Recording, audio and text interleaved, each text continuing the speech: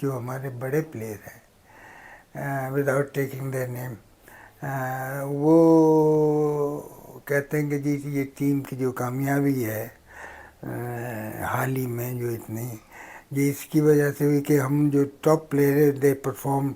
Imran got wicket, Sarfaraz got wicket, Zaheer Abbas got so many runs against India, and Mia Das, newcomer, and everybody. So ये सब हम करते थे, तो credit goes to the captain.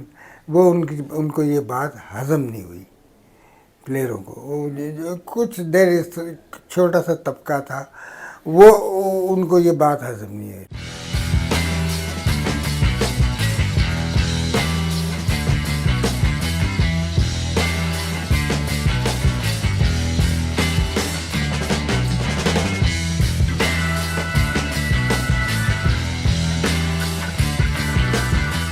मैं हूं अब्दुल रशीद शकूर और आप देख रहे हैं सेकंड इनिंग्स. आज मेरे साथ एक ऐसी शख्सियत जो किसी तारुफ की मोहताज नहीं है, एक ज़बरदस्त इनिंग्स खेली, एक तवील इनिंग्स पाकिस्तान के लिए खेली, बहैसियत बैट्समैन, लेग स्पिनर और सबसे बड़ी बात पाकिस्तान के तारीख के चंद कामयाब तरीन कप्तानों में से एक मुश्ताक मोहम्मद साहब इस वक्त मेरे साथ मौजूद हैं. मेरी बड़ी खुशकिस्मती कि आज मुझे मौका मिल रहा है उनसे एक तफसीली गुफ्तगू का. वैसे तो मुश्ताक भाई से जब भी मुलाकात होती है तो बातें होती हैं, लेकिन आज कुछ ऐसी चीज़ें भी हैं जो काफ़ी पहले से जहन में मौजूद थी कि जब मिलेंगे तो उनसे ये बात होगी. मुश्ताक भाई बहुत शुक्रिया आपका, thank you very much sir. Mushtaq भाई, आपकी अचीवमेंट की अगर हम बात करें तो एक किताब तो आपकी ऑटोबायोग्राफी है, लेकिन इतनी ज़ख़ीम किताबें जो हैं वो भी पूरी ना पढ़ें जितनी आपकी माशाल्लाह आपकी फैमिली की जो अचीवमेंट है.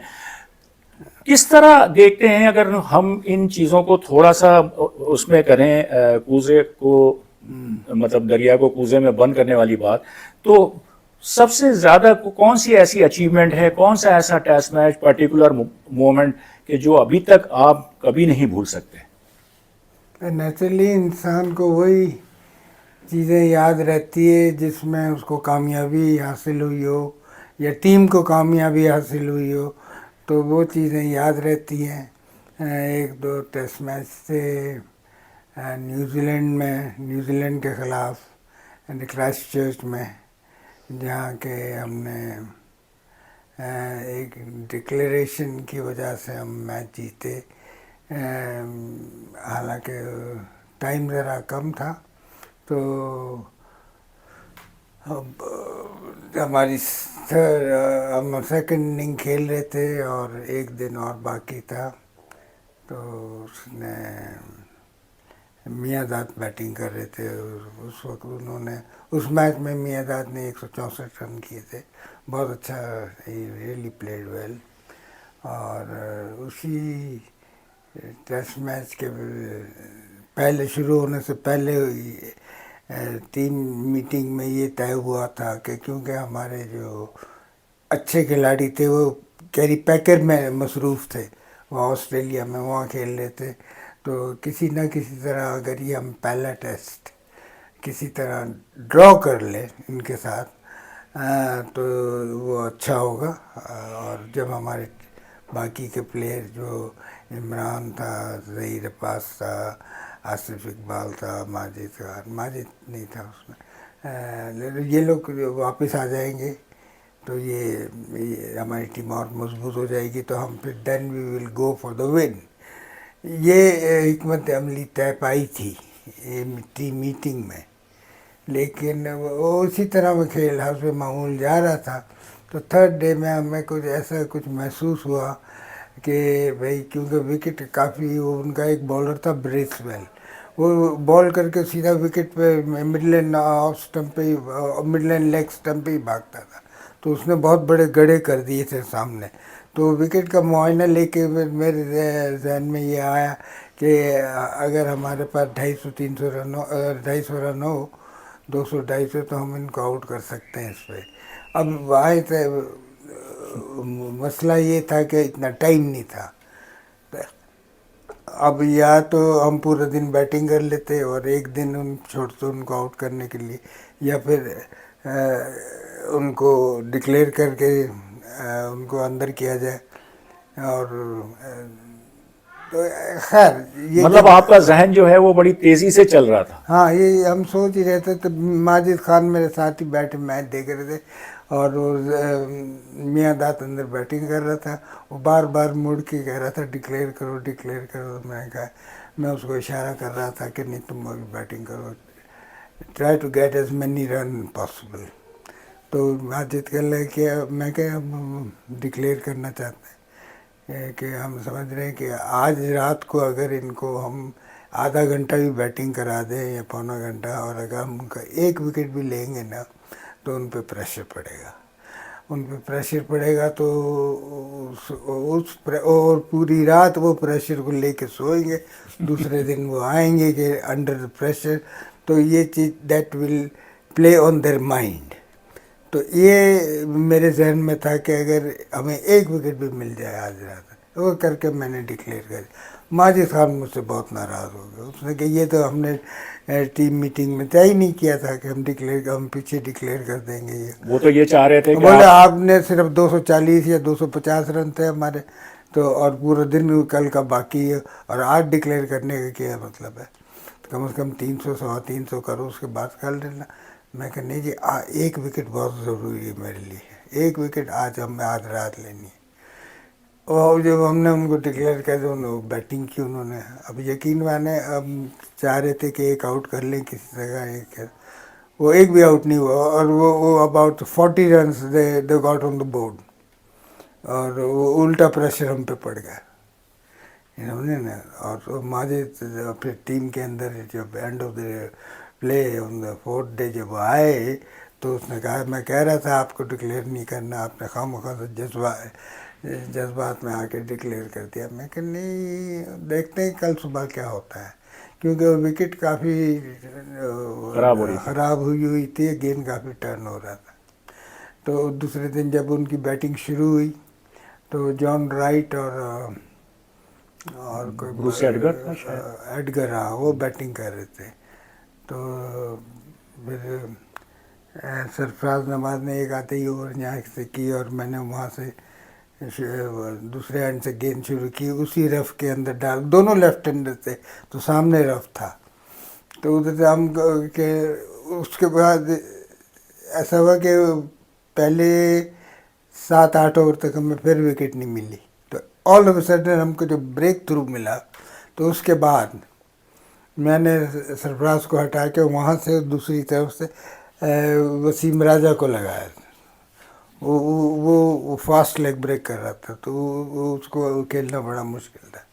तो वो अब हमें क्या पता कि बाजी एकदम पलट जाएगी।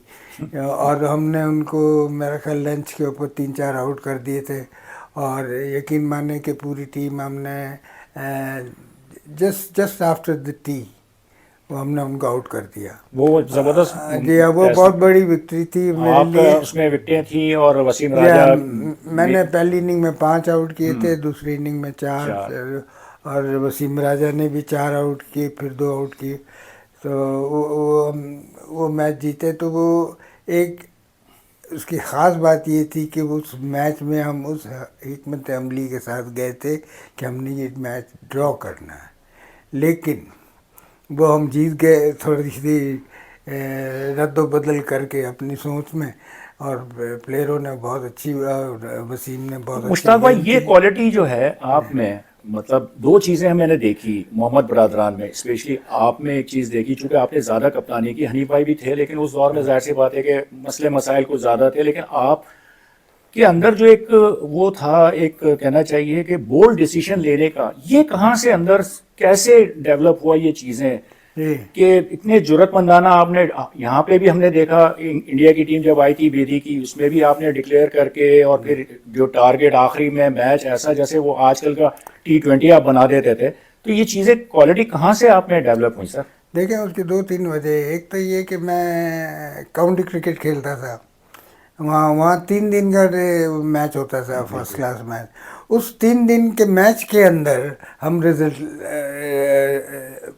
We used to produce result, और एक दूसरे को चांस देते थे दोनों टीम क्या आपको हम इतना से 260 कर लें, 270 का हम टारगेट देते हैं और हम अपने आप को 60 ओवर गेंद करेंगे इस एंड से ये। तो स्पोर्टिंग उसके डिक्लेरेशन। क्या आप भी जीत सकते हैं, हम भी जीत सकते हैं। इस किस्म की सोच के साथ, इस किस्म की एग्रीमेंट के साथ कभी कभार हमको खेलना पड़ता है टू अचीव ए रिजल्ट, वरना वही draw draw draw draw draw पूरी ज़िंदगी में खेल के टंगाया हुआ था। मेरी जो तरबियत हुई थी, जो हम इंडिया के पहले टूर पे गए थे वहाँ फजल महमूद के साथ 61 में, वहाँ हम जितने मैच खेले सब ड्रॉ, और उसमें कोई हिकमत अमली नहीं थी कितने हमने रन करने हैं, कितने कब उनको आउट करना, कुछ नहीं। टॉस जीतो, 2 दिन बैटिंग करो और 450 रन करो, और फिर दूसरी टीम का वो 2 दिन बैटिंग करेगी ये, और ये बस 4 दिन पूरे हो गए, 1 दिन रह गया, उसमें वो ड्रॉ के लिए खेलते हैं भाई। इस तरह की खेल के तो वो बोरिंग हो गई थी, वो रिजल्ट पॉसिबल नहीं था। तो अब जीतने के लिए आपको कुछ तो चांस लेना पड़ता है ये। तो वो जो मेरी सोच आई थी उसके लिए कि भाई हम अगर 3 दिन के मैच में हम रिजल्ट ला सकते हैं तो 5 दिन में क्यों नहीं ला सकते। तो वो वही मैं इधर मैंने वही हिकमत अमली यहाँ पर भी मैंने इस्तेमाल की। तो जिसमें अगर मतलब टीम भी अच्छी थी हमारी, और बॉलर भी सरफराज नवाज था, और इमरान खान था, और सिकंदर बख्त, माई सेल्फ, इकबाल कासम, ये वो। तो हमारी टीम अच्छी थी, जब मैच भी इंडिया की जो सीरीज हुई, बिशन सिंह बेदी आपके बहुत ही पुराने देरीना दोस्त, अभी कुछ ही हफ्ते पहले उनका वो हुआ, और बहुत ही ज़बरदस्त उनकी क़यादत में इंडिया की टीम आई एक तवील अरसे के बाद। तो यहाँ पे पाकिस्तान में जो क्रिकेट सही मानों में जो एक्साइटमेंट आई वो इंडिया पाकिस्तान की उस सीरीज से हुई, आम लोगों में जो हुआ, क्योंकि टेलीवाइज भी हुए। मुश्ताक भाई, उस सीरीज की क्या यादें? वो तो ऐसा था कि मतलब अभी भी ऐसा ख्वाब सा लगता है कि लाहौर में जीते, फिर कराची में जिस तरह का लाहौर में जो हम जीते ना, उसकी ये बात थी कि उधर भी 3rd इनिंग में हमने डिक्लेयर करना। मैं यही कह रहा हूँ कि ये हर जगह आपके जो मैं देखता हूँ स्कोर कार्ड हम देखते हैं आपकी कप्तानी के, नहीं वो तो डिक्लेरेशन डिक्लेरेशन डिक्लेरेशन, ये आपने अपने आप को चांस देना पड़ता है ना कि how to win a game. तो उसके लिए आप थोड़े रिस्क भी लेना पड़ता है, वो कैलकुलेशन भी करनी पड़ती। और वो ख़ास करके लाहौर का जो टेस्ट था उसमें हम मैंने हनीफ साहब जो थे मेरे बड़े भाई, वो इंचार्ज थे विकेट प्रिपेयर करने में। तो उनकी निगरानी में वो विकेटें वहाँ प्रिपेयर होती थी। मैंने हनी भाई से कहा कि आप ऐसी विकेट बनाए कि ज़मीन नज़र ना आए, सिर्फ इतना इतना घास छोड़ दे उसको। तो उन्होंने घास छोड़ा, बिल्कुल ग्रीन विकेट थी ये। तो चूँकि अब मेरे पास 3 फास्ट बॉलर थे, तो अब हिकमत अमली ये थी कि जी आप टॉस जीत के हम बॉलिंग करेंगे, क्योंकि इट्स ए ग्रीन विकेट और हमारे पास 3 सीमर है। हम इसलिए बॉलिंग करेंगे कि हमें हमारे सीमर को ग्रीन विकेट सूट करेगी, और अगर हम टॉस जीत गए तो हम उनको बैटिंग कराएंगे, हम बोलेंगे। अगर हम टॉस हार गए तो Bishan Bedi will bat first, क्योंकि इस विकेट पे वो आखिरी में गेंद करना चाहेगा कि जहाँ गेंद टर्न हो। उनके पास 3 स्पिनर थे और हमारे पास 3 अच्छे फास्ट बॉलर ये थे। तो उसको मैं कहा we should bowl first on this और try to get them out. और यहाँ से गेम मैं शुरू करें, यहाँ से 1-2 दिन हमने उनको तो कुछ 220 या 210 के अंदर उनको ऐसे आउट किया था उनको पहली इनिंग। फिर जब हमारी बारी आई तो the boys played well, Abbas की डबल सेंचुरी, मियांदाद कुछ रन किए, पता नहीं किसने रन किए, हमने काफ़ी रन कर दिए। तो वो जा रही थी तो हमारे ये एक दफ़ा वो आया कि मौका आया कि जी उन्होंने हिस्ट्री के अंदर इंडिया ने हमारे पाकिस्तान के ख़िलाफ़ को सबसे ज़्यादा स्कोर किए थे 636 और समथिंग। तो हमारे 624 या 25 हो गए थे, अभी बाकी था। तो इतनी देर में पानी अंदर चला गया, पानी जाना था, ड्रिंक्स का टाइम। हाँ, तो अब मैंने कहा अगर पानी अंदर अंदर चला गया तो ये पानी पीने में 10 मिनट लगाएंगे, फिर वो बाहर आएंगे, फिर वो फील्ड सेट करेंगे, उसमें ये 5-10 मिनट लगाएंगे, फिर उसके बाद वो ओवर शुरू होगा। सिर्फ हमने 10 रन उनसे ज़्यादा करने हैं, ये बर्तरी हमें मिल जाए। मैं कह ये तो कोई बात नहीं हुई, हमने उनसे अगर 1 रन ऊपर भी कर गए तो क्या फ़ायदा होगा। तो मैं कह नहीं, ये पानी को अंदर नहीं जाने देना, इससे पहले डिक्लेयर कर दो। तो उससे पहले मैंने डिक्लेयर कर दिया to gain that 10 minutes. 10 minute मैं कहा ये 10 मिनट हमें आखिर में काम आएंगे if we are chasing the target. और वही हुआ, और इत्तेफाक से वही हुआ कि जी हमने उनको किया, और फिर उन्होंने भी लंबी बैटिंग की। तो उसके बाद जब हमने उनको आउट किया 3rd इनिंग में, तो फिर हमारी जब चेसिंग की बारी आई तो फिर थोड़ी बहुत रद्दोबल करनी पड़ती थी बैटिंग ऑर्डर में। और वो आपने तो की? उसके पास से लाहौर में भी की और कराची में भी की, दोनों जगह से। तो we had our plan and it worked. तो ये सब कुछ मैंने सीखा था काउंटी क्रिकेट से। तो वहाँ पर और मैं काउंटी, और अजीब इत्तेफाक ये कि ये काउंटी क्रिकेट में बिशन के साथ, बिशन मेरे साथ ही खेलता था, नॉर्थहैम्पटन, हम दोनों एक टीम के लिए खेलते थे।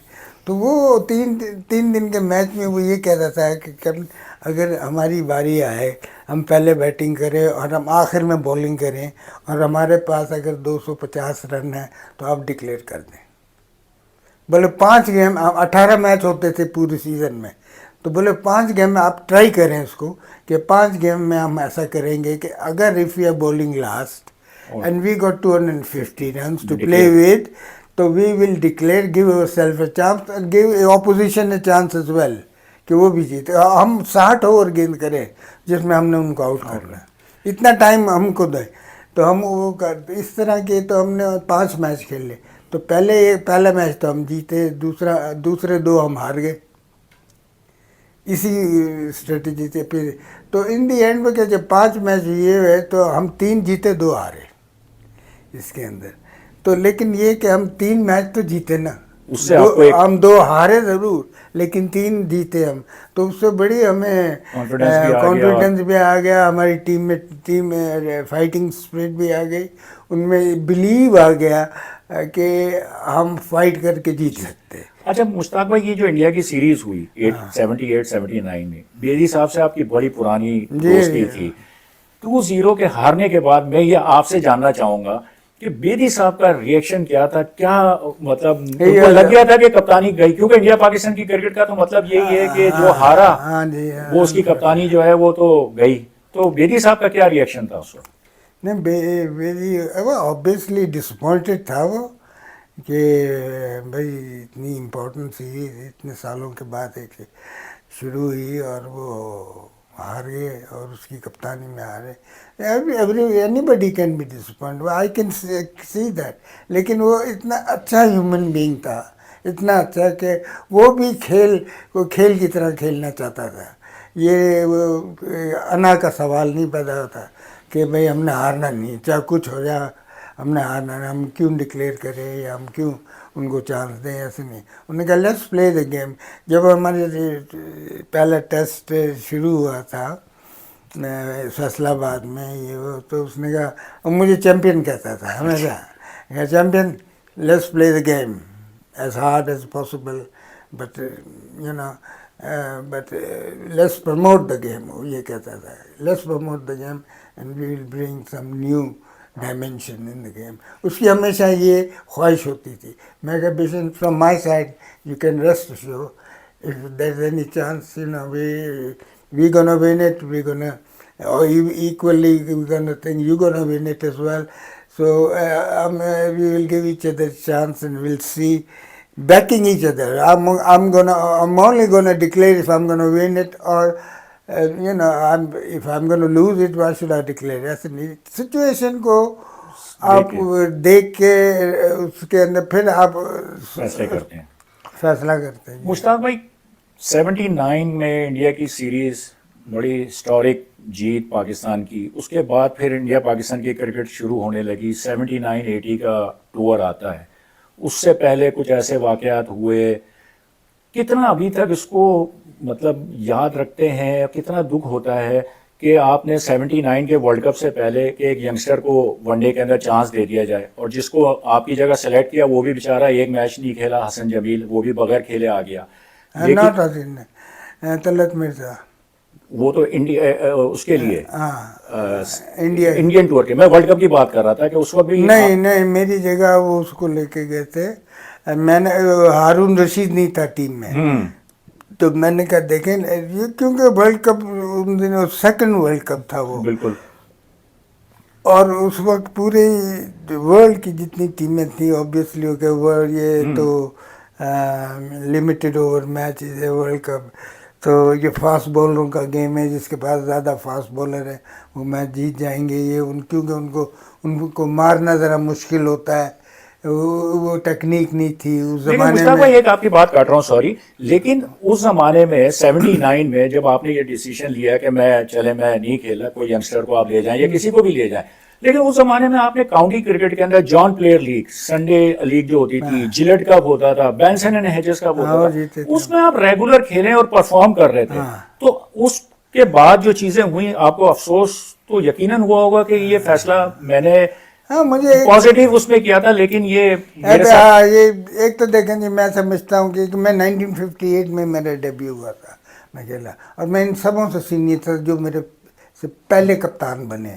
चलें, उसका मुझे वो नहीं है कि वो उनको आपने क्यों बनाया कप्तान, लेकिन उन्होंने जब मुझे कप्तानी दी वो बहुत towards the end of my career, tail end of my career, उसका मुझे अफसोस था, क्योंकि मेरी जो समझ थी वो ज़रा दूसरी थी। मैं ड्रेसिंग रूम में भी, जब दूसरे कप्तान थे, माजिद था, इंतखाब था, आसिफ था, इनको मैं कहता था कि अब ऐसा करो ऐसा करो, तो ये वो सुनते थे, लेकिन वो करते नहीं थे, वो किसी तरह वो दे वर नॉट स्ट्रॉन्ग इनफ के, हारना नहीं चाहते थे, हाँ, वो हमेशा कि नहीं नहीं, डिफेंसिव मोड में। बिल्कुल हाँ, तो इसलिए हम रिजल्ट अचीव नहीं कर सकते थे। We were just a side who also played, who also ran in the race, but we ended up nowhere. And it's been in the history of Pakistan cricket in 60s, 50s, 60s and even to the mid 70s, ऐसे ही होता था जी, कि आप toss जीते हैं, 2 दिन batting करें, 450 run करें, दूसरी साइड भी यही करेगी, और 5वें दिन मैच ड्रॉ हो वो तो जाएगा। आपके आने के बाद जो है ये उसके सब बाद चीजें, सिनारियो हाँ, चेंज तो हुआ ना। ये मैंने 76 में उन्होंने मुझे कप्तानी दी, तो मैंने अपने आप से कहा था कि जब भी मेरे को ये जॉब मिलेगी तो आई विल अप्लाई, कि जिस तरह हम काउंटी क्रिकेट में अचीव करते हैं रिजल्ट, इसी तरह यहाँ करें। 5 दिन का मैच है, तो इसमें और मेरे पास टीम भी अच्छी थी उस ज़माने में, तो मैं क्या, आई विल ट्राई। तो अल्लाह का करना था, उसने इज्जत देनी थी।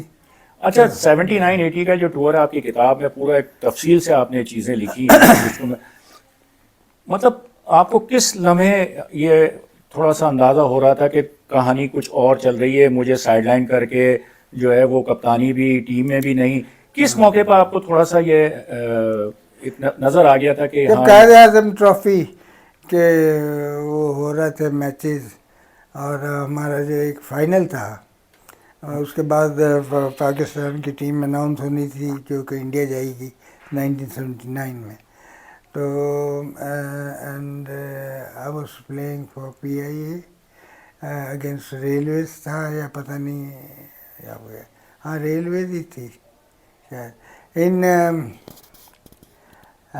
Gaddafi stadium. ठीक। उधर तो उस दौरान के अंदर मरूम अपने वक़ार हसन साहब, he was the chairman of the selection. तो उस दौर ड्यूरिंग दैट मैच मुझे थोड़ी सी वाइब्स मिली थी कि भाई जो हमारे बड़े प्लेयर हैं, विदाउट टेकिंग देयर नेम, वो कहते हैं कि जी ये टीम की जो कामयाबी है हाल ही में जो इतनी, ये इसकी वजह से हुई कि हम जो टॉप प्लेयर है they perform, Imran got wickets, Sarfaraz got wickets, Zahir Abbas got so many runs against India, and Mia Das, newcomer, and everybody, so ये सब हम करते थे, तो credit goes to the captain.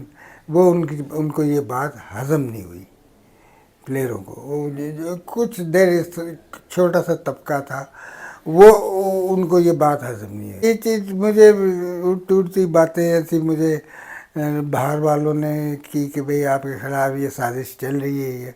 तो फिर मैंने कहा अगर इफ मैं उन्होंने कप्तान बनाया इंडियन टूर पे और मैं गया और वहाँ if they don't play with me, और मैं हिकमत अमली कैसे तैयार करूँगा if these players are against me और बीइंग कैप्टन। तो इससे अच्छा in the interest of Pakistan cricket I should step down from the captaincy. खैर ये तो यही बात मैं कि I don't want to be a captain of a side जहाँ मेरी साइड नहीं चाहती कि मैं कप्तान हूँ। तो आप किसी और को बना ले जिसको भी बनाना है, लेकिन मैं ये नहीं समझ रहा था कि वो मुझे पूरी टीम से ही ड्रॉप कर देंगे, समझेंगे। क्योंकि मैं अभी तक 5 दिन की क्रिकेट खेल सकता था। अपने आप को मैंने विड्रॉ किया था from the one day cricket. 79 का जो वर्ल्ड कप इंग्लैंड में था उसमें मैंने विड्रॉ किया था कि जी my type of leg spin bowling doesn't suit the one day cricket. उस ज़माने की बात कर रहा हूँ। और तो लिहाजा आप मेरी जगह किसी यंगस्टर को ले जाए। Haroon Rashid was in the reserve, तो उसको उन्होंने ले गया। रहा से इंडिया टूर का, मैंने तो उनसे ये कहा ही नहीं था कि मैं I am not fit for the test match. I was always fit for the test. लेकिन उस वक्त तो कोई सोच भी नहीं सकता था कि आपके बगैर टीम जो है वो सेलेक्ट हो, और मतलब कप्तान भी आपके बजाय कोई और हो। उस जमाने में जो आपकी मतलब जो फतूहात चली आ रही थी, तो उस वक्त तो कोई भी नहीं सोच सकता था कि मतलब पाकिस्तान की टीम इंडिया जाए टेस्ट सीरीज खेलने के लिए, 6 टेस्ट मैचों की सीरीज, और उसके कप्तान जो है वो मुश्ताक मोहम्मद के बजाय कोई और हो।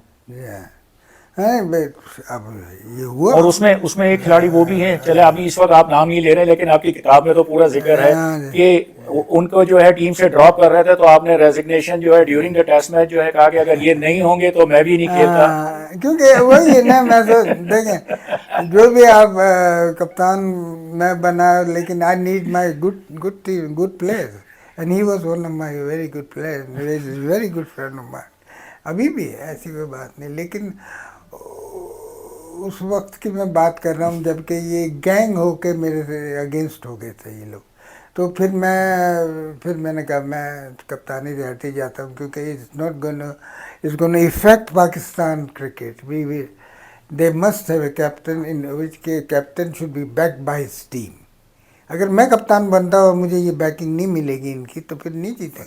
तो उसका बनना ज़रूरी था। उन्होंने बनाया अपनी चॉइस का कप्तान, और मैं ख्याल आसिफ इकबाल बने थे उसके ऊपर। एंड लेकिन मुझे अफसोस इस बात का था कि जी मुझे टीम में भी नहीं रखा, हालांकि मेरी जगह बनती थी। अच्छा मुश्ताक भाई, जिस वक्त आप कप्तान थे, जाहिर सी बात है कि एक तरफ जो है वो आपने स्ट्रेटेजी भी बनानी है, एक तरफ आपने अपोनेंट्स की को भी रीड कर रहे हैं, सिचुएशन को भी देख रहे हैं, एक अपने प्लेयर्स को भी देख रहे हैं।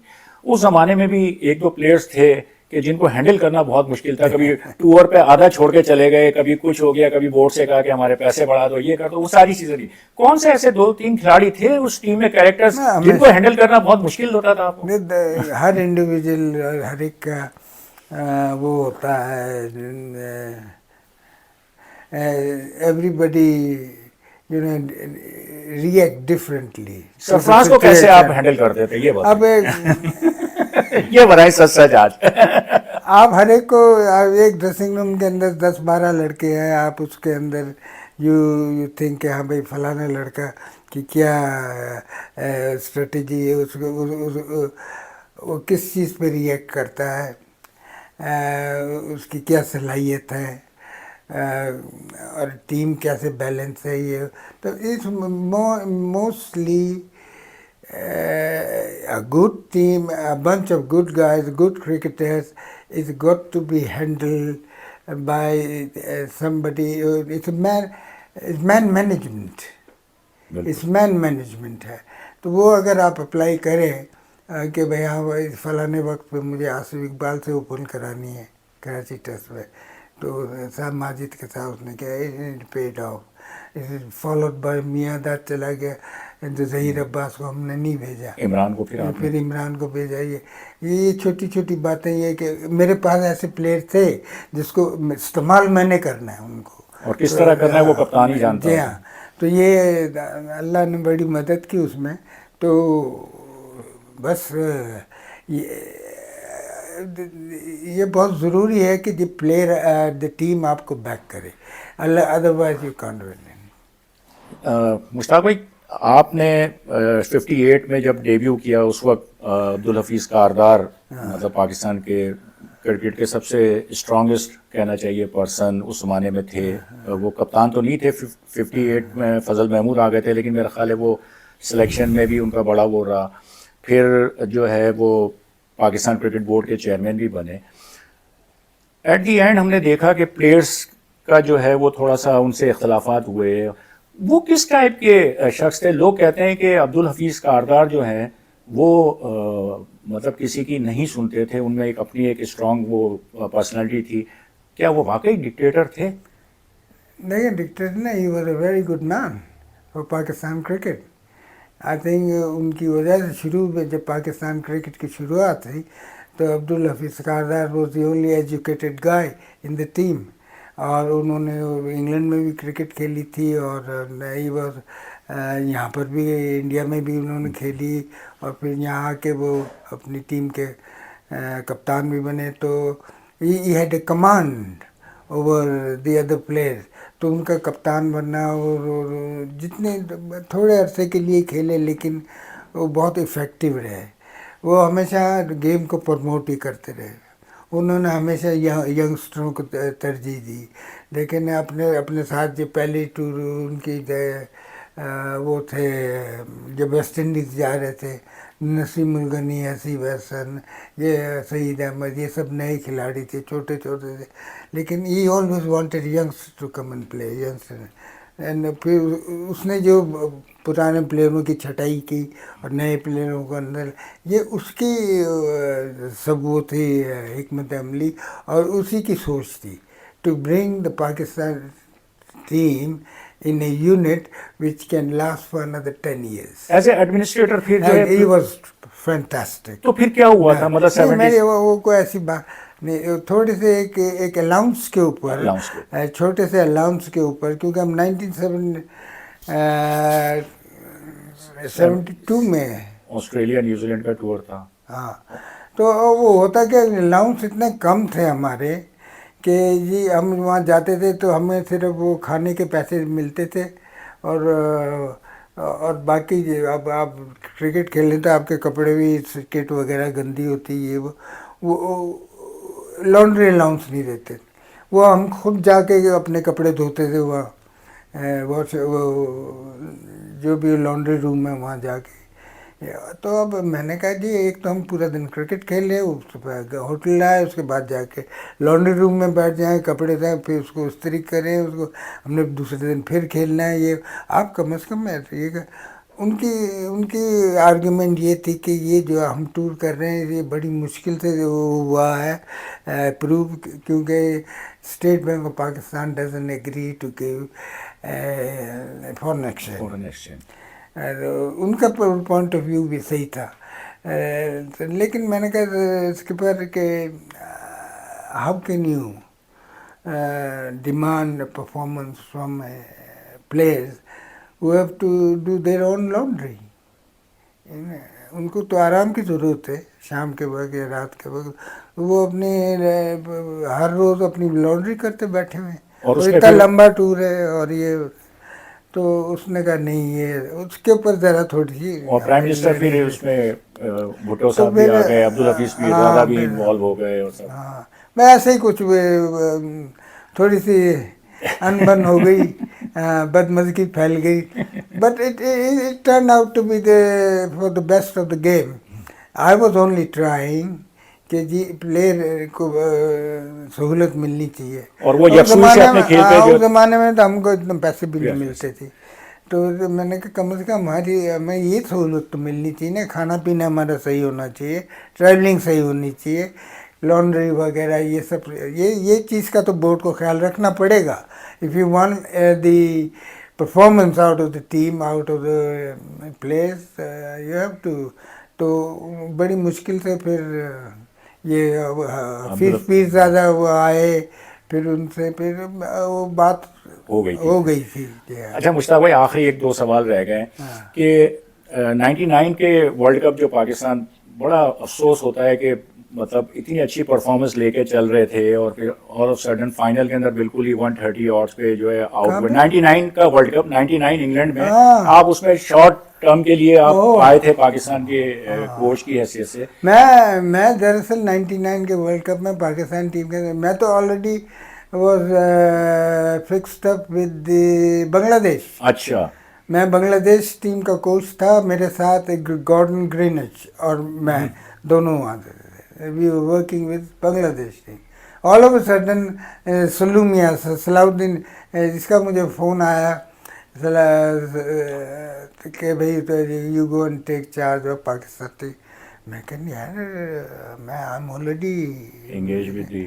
आई कान, बोले no will get you release, हम तुम्हें रिलीज़ करवा देंगे, फिर वहाँ चले जाए। मैं कहा ठीक है, उन्होंने रिलीज़ करवा दिया। देन आई वेंट, तो doctor Zafar Altaf he was the manager.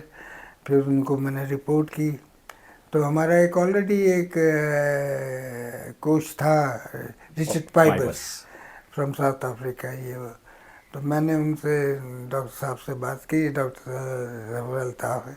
मैं कहा you already got a coach, फिर आपने मुझे क्यों है? बोले no, you will be the head coach, he will work under you, we must have you then.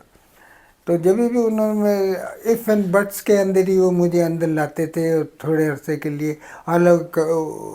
फिर वो पूरा वर्ल्ड कप जो था 99 का, we played very well, we had one of the best team.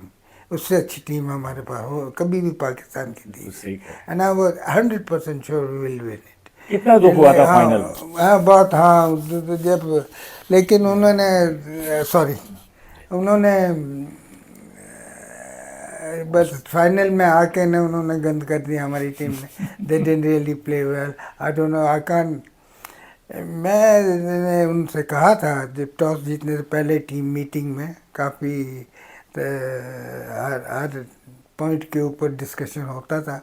मैं कहा देखिए जी, हम लॉर्ड्स क्रिकेट ग्राउंड पे खेल रहे हैं, इट इज़, और यहाँ पर सुबह के वक्त गेंद हमेशा सीम करता है, अच्छा है। एंड जिस विकेट पे हम खेल रहे हैं 3 दिन से प्रिपेयर हो रही है, और ये कवर्ड है for last 3 days this wicket, तो स्वेटिंग, अंदर नीचे स्वेट भी कर रही है ऊपर से, और वहाँ पर बॉलिंग अटैक भी बहुत अच्छा है, वर्ल्ड क्लास। एंड तो टॉस जीत के पहले आप बॉलिंग करेंगे, दिस इज, या we were making this plan in our team meeting. तो आर्ग्यूमेंट कम अप, उसमें कहा कि जितने भी throughout this tournament, whenever we batted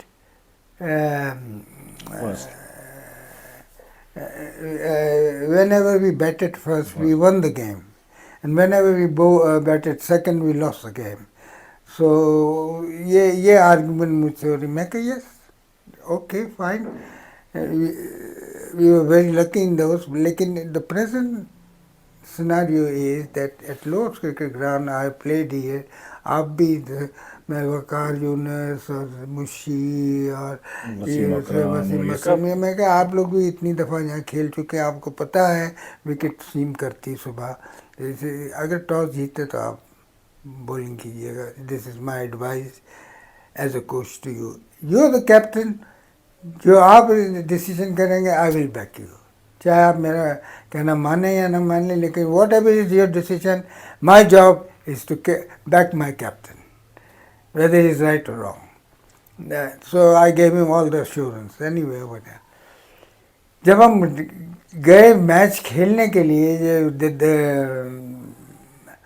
match day on at Lord's final का, तो मैच शुरू होना था 10:30 बजे, तो 9 बजे बारिश हुई थोड़ी सी, हल्की सी बारिश, विकेट वॉज कवर्ड, हम बाहर प्रैक्टिस कर रहे थे ये। फिर मैंने उनको बुलाया, फिर ग्राउंड के ऊपर ही जितने सीनियर प्लेयर थे उसको, जिसमें ये वकार भी था, अपन शहीद अनवर, इंजमाम, वसीम कप्तान। अकरम, मुशी एंड आई सेड कि भाई हमको अभी भी लेकिन all this is all the reason wicket is covered for 3 days, so it's sweating inside. It just rained a little, overcast है. It will play for 2 hours. It will be seaming around. तो आप खुदारा यहाँ पर bowling कीजिएगा. This is my last advice to you. तो उन्होंने कहा वो कर चले गए. जब टॉस हुआ तो toss Pakistan won the toss. And Wasim Akram said, we will bat. Oh, once he said we will bat, I was stunned. मैं कि ये क्या हो गया?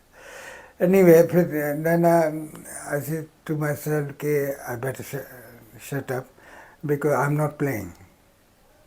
I am only a observer, only a coach. But this team is playing, and they want to do this, so I must back them. तो मैं वसीम अकरम ने मैं कहा okay good luck captain get your team. लेकिन फिर वो लेकिन it didn't work. They bowled us out 97 for 2 we were in 27 overs and we're doing fine. And 132 all out. Everybody batted irresponsible shots. जितने भी हमारी इजाज ले लें, जैसे शाहिद अफरीदी ले लें, इंजमाम, ये वो, they all played irresponsible and we got out. I was really very disappointed. और मुश्ताक भाई ये भी है कि ड्रेसिंग रूम के अंदर जो है वो प्लेयर्स और आपके कोचिंग स्टाफ से ज़्यादा गैर मुताल्लिका लोग जो है वो भरे हुए थे. ये भी हमने सुना यही फाइनल में. नहीं ये गलत बात है. कोई भी नहीं था. अच्छा. सिर्फ टीम मैनेजमेंट थी. अच्छा. और कोई नहीं था. अच्छा, आखिरी एक आध सवाल मुश्ताक भाई, आपने 60 का दौरा किया, बड़ी ज़बरदस्त परफॉर्मेंस, उसमें दिल्ली टेस्ट जो आपकी सेंचुरी थी और उसमें फिल्मी दुनिया से भी इंटरेक्ट हुए. लेकिन जो असल जो चीज़ आपसे पूछने की है कि आपका और आपकी फैमिली का जब भी हम पढ़ते हैं, बात की मैंने हनीफ भाई से बात की, मैंने वज़ीर भाई से बात की, मैंने रईस भाई का इंटरव्यू किया, सादिक भाई का, एक चीज़ बड़ी कॉमन है कि चाहे वो पोइट्री हो, शायरी हो, चाहे वो म्यूज़िक हो, बड़ा जुनून की हद तक मतलब वो है. चाहे वो फैज़ अहमद फैज़ के साथ नशिस्तें हों, अहमद फराज के साथ नशिस्तें हों, चाहे वो सलामत अली, नज़ाकत अली जो है वो अपना इंस्ट्रूमेंट लेकर आपके पास आ जाते थे. थोड़ा सा इसके बारे में बताएं कि ये है क्या सिलसिला है, मतलब ये पूरा दिन की जो एक थकन होती है आप क्रिकेट खेल रहे हैं उससे रिलैक्स करने के लिए. हम हमेशा शौक़ रखते थे कि अच्छा गाना सुनने की, अच्छा कलाम सुनने की, अच्छे लोगों में बैठने की. उनसे हमें बहुत कुछ सीखने को मिलता है. मैं फैज़ साहब की नशिस्त में बहुत दफ़ा बैठा हूँ बर्मिंघम में, और फराज साहब के भी मेरे बहुत अच्छे दोस्त थे वहाँ. जनाब बदरुद्दीन साहब, बदर साहब, उनके घर में ये आया करते थे, ये वहीं रहते थे. तो बदर साहब हमेशा बुला लिया करते थे. तो उनके और लोग भी फिर उनको मिलने आते थे वहाँ, शेर शायरी और अच्छा कलाम, अच्छे लोगों से मिलने. तो एक ही किस्म के ये कर लें कि तरबियत अच्छी हुई थी. और जहाँ तक कह रहा मौसीकी का सवाल हो तो हमें शुरू से ही अच्छा लगता था, बहुत अच्छा. तो ये जो नज़ाकत अली और सलामत अली, जब मैच के बाद आप होटल पहुंचते थे तो वो अपने इंस्ट्रूमेंट लेकर जो है वो पहुंच जाते थे. ये तो बड़ी दिलचस्प कहानी है. मैं उनसे कहा, मैं खान साहब आप तो मतलब है इतने बड़े गुलकार हैं, ये वो, आपको क्रिकेट से कैसे दिलचस्पी हुई? कहने लगे नहीं क्रिकेट से हमें नहीं थी, हम तो कुश्ती थे, उसके हम बहुत शौकीन हैं. जहाँ जिस जगह से हम आए वहाँ कुश्तियाँ बहुत होती है, क्रिकेट वगैरह वहाँ नहीं होती. तो मैं क्या आपको कैसे शौक़ पैदा? बोले हमने इतना देखा, हमने टीवी पे देखा है, हमने अखबार में पढ़ा, ये जैसे जैसे उस गेम को देखते गए हमारा शौक़ बढ़ता गया. ये वो फिर आप लोगों से मुलाकात हुई. मेरे एक और दोस्त थे तसद्दुक हुसैन, वो जो हमारे बहुत बड़े गायक हैं ना, क्या नाम है? नहीं वो यंग, नाम बोल रहा हूँ. तो वो थे असद अमानत अली थे. नहीं ये उसी ख़ानदान से ताल्लुक़ रखते हैं, ये बड़े गुलाम अली खां के ख़ानदान से। एनीवे तो मतलब ये उनकी वजह से हमारे वहाँ आते थे होटल के अंदर, और वो अपना सुरमंडल और वो तानपुरा लेके आते थे, और और हमारे दूसरे लड़के भी आके बैठते थे, सुनते थे, और वो वहाँ रियाज करते थे, और फिर बड़ा मज़ा आता था उनको सुन के, एक रिलैक्स हो जाती थी इवनिंग। और मुश्ताक भाई आखिरी एक चीज़ बताते चलें, इस इंटरव्यू का अख्तिताम, इतनी खूबसूरत बातें, दिल कर रहा है कि, और लेकिन टाइम भी वो है कि इंडिया का जो टूर था 60-61 का, उसमें जो है लता मंगेशकर से मुलाकात हुई, उन्होंने स्टूडियो में आपको इनवाइट किया वहाँ गाने की रफ़ी साहब के साथ, वो थोड़ा सा हमारे देखने और सुनने वालों के लिए तो वो बड़ी यादगार चीज़ें हैं। वो बॉम्बे टेस्ट होने वाला था एक दिन पहले या ऐसा, तो हम लोग कमरे में बैठे थे हनीफ भाई के, मेरी मदर भी आ गई थी वहाँ, क्योंकि हनीफ को चोट लग गई थी, उसके हाथ बात को कट गया, तो वो वहाँ आई थी, तो वो हम सीसीआई में ठहरे थे, क्रिकेट क्लब ऑफ इंडिया। तो वो कमरे ऐसे थे कि जी उस कमरे से आप अगर उस खिड़की से पर्दा हटाएं तो सामने ग्राउंड नज़र आता है, तो you can watch actually cricket from your own room, bedroom. तो हनी भाई का कमरा इत्तेफाक से वहीं था उस तरफ, तो हम वहाँ बैठे हुए थे, तो इतनी देर में दरवाजे पे नॉक हुआ, तो हनी भाई ने जाके दरवाज़ा खोला, मेरी मदर भी बैठी थी, मैं भी था, और एक दो और थे, तो एक छोटी सी लड़की ऐसे करके हाथ जोड़े खड़ी थी कि जी मैं लता मंगेशकर जी, मैं आपसे मिलने आई हूँ। और हनी भाई तो स्टंड हो गए एकदम से, तो मेरी मदर को कह लेके लता जी आई हैं, वो कहे बेटा बोला बोला उसको अंदर बुला, वो आए वो बैठे, वो फिर वो बड़ी बातें हुई, ये वो चाय पी, वो आधा एक घंटा हमारे साथ बैठी ये वो, और फिर वो हमें दावत दे के गई कि जी एक दिन आपने आना है, मैं आपको गाड़ी भेजूंगी और आप आइएगा, जिस दिन रेस्ट डे होगा उस दिन दोपहर को आप आइएगा। ये बात तय हुई। और उसके बाद 2-3 दिन तक तो मैच होता रहा, उसके बाद उनका फ़ोन आया कि जी यार रेस्ट डे, कल मैं दोपहर को 2 बजे गाड़ी भेजूँगी, आप अम्मा जी ज़रूर आएंगी और आप लोग। तो मैं इंतखाब, मेरे एक और मामू थे, वो मेरी मदर, 3-4 आदमी हम आ गए उस गाड़ी में, उन्होंने गाड़ी भेजी, हम वहाँ गए स्टूडियो में। स्टूडियो का नाम तो मुझे नहीं पता, लेकिन उस वक्त गाना चल रहा था 100 साल पहले मुझे तुमसे प्यार था, पता नहीं। वाह यही है। हाँ, तो बिल्कुल लता मंगेशकर और मोहम्मद रफ़ी साहब, और उनके म्यूज़िक डायरेक्टर थे शंकर जयकिशन। तो एनीवे जब आए तो लता ने गेट कीपर को कहा जब उनकी गाड़ी आए तो उसको अंदर मत आने देना, मुझे अंदर से बुलाइएगा। तो अंदर से आप हम आए तो गाड़ी को वहीं उन्होंने कहा उसको यहीं रोकें। लता जी आई अंदर, एक थाली लेके आई, उसके अंदर फूल रखे थे, नारियल रखा था, कोई मिठाई रखी थी ऐसी छोटी सी। तो आए, अम्मा को उतारा, उन्हें हार पहनाया और उन्हें उनके पैर के आगे नारियल फोड़ा, बड़ी इज्जत दी।